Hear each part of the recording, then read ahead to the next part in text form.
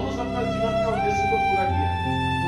पहले बेटी खाने दौड़ता था, पहले अपना मनमानी करता था, पहले हवा में मुक्का मारता था, लेकिन अब बोलता कि मैंने अपना दौड़ को पूरी कर ली है। दासी हमारे गुण का नमूना है। यह अर्थ का मतलब होता है कि अपने जीवन को प्रभु के लिए अर्पण करना। इस संसार में जीते सब लोग हैं और मरते भी लोग हैं। लोग अपने लिए जीते, अब तो बड़ा आशीष कारण है प्रभु के दासी। पौलुस ने कहा कि मैं आगे समझ चाहता हूँ, मैं छुड़ीला चाहता हूँ। मेरे कुछ करने का समय क्या हो चुका है। याद रखिए एक दिन हमारा भी समय आएगा, लेकिन मैं बताना चाह रहा हूँ कि आज हमको रोना नहीं है, हमको स्ट्रॉन्ग होने का जरूरत है और खुशी मनाने का जरूरत है कि अभी मुझे काम करने का मौका है। अब प्रभु दासी काम नहीं करेगी। मेरे प्यारो, ये प्रभु का दास पौलुस हम सबों को उत्साहित करना चाहता है कि हम भी अच्छा दौड़ दौड़े, संसार के लिए जैसा ना दौड़े, दुनिया के साथ ना दौड़े, बल्कि प्रभु की दासी के समान हम भी प्रभु का सेवा के लिए दौड़े, है ना। इनके बारे में सभी पूरी और सबसे बड़ी बात है, मसीह जीवन में हम सब दौड़ रहे हैं और हम सबको इनाम मिलेगा। और एक बात को आपको करना चाहता हूँ, आप हो सकते हैं मुझे मिलेगा, मुझे इनाम मिलेगा, तभी तो लोग दौड़ पाएंगे। तो आपको आशा है कि इनाम नहीं मिलेगा तो दौड़ नहीं दौड़ मसीह में दूसरा लिखा है कि विश्वासी का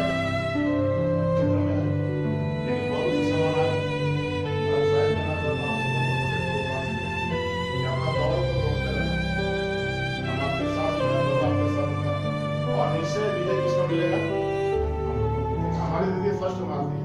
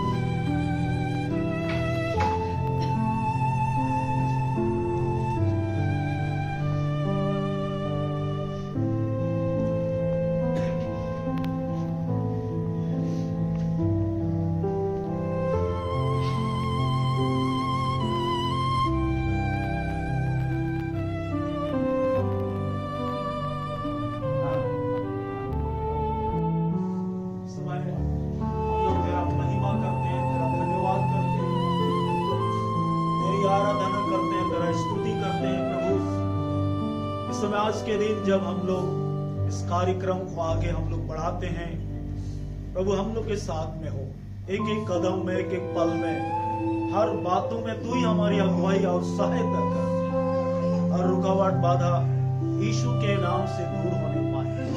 अभी तक जो हमारे कई सारे मेहमान, पास्टर, अगुवे और कई लोग आना चाहते हैं, आ रहे हैं, रास्ते में है, प्रभु सबको सही सलामत इस जगह पर यीशु मसीह के प्रभु यीशु की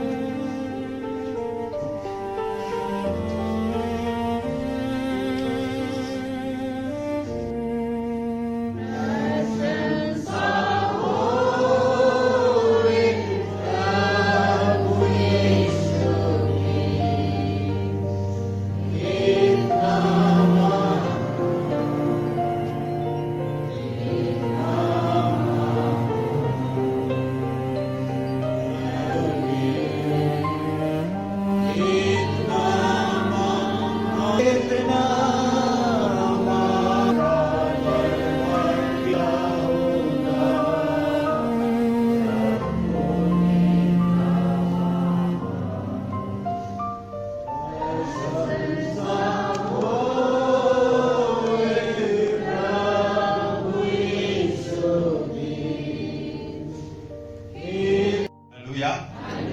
और प्रभु के साथ आनंद करेंगे, उस वृक्ष का फल खाएंगे जिसे जीवन का वृक्ष का फल कहते हैं। उस नदी का, उस झरना का पानी पिएंगे जो कभी सूखता नहीं है। उस महल में, उस घर में रहेंगे जो कभी ना लाइट की जरूरत है ना और कुछ जरूरत है। सबका सब कुछ परमपिता परमेश्वर का योजना के साथ हम रहेंगे। हालेलुया। सो हम इस संसार में हैं, हमारा नाता है, बच्चों का नाता है। हमारा नाता कैसा है, आपका नाता कैसा है? वही जो नाता है वही हमें रुला रही है। बिल्कुल मैं अकेली थी अपने हस्बैंड को लेकर के। मुझे याद है उन्होंने कहा कि चिंता मत करो, हम लोग यहाँ हैं। जबकि अपने उस दशा में थे, लेकिन मेरे लिए बहुत बड़ा हिम्मत का कारण थे उस समय।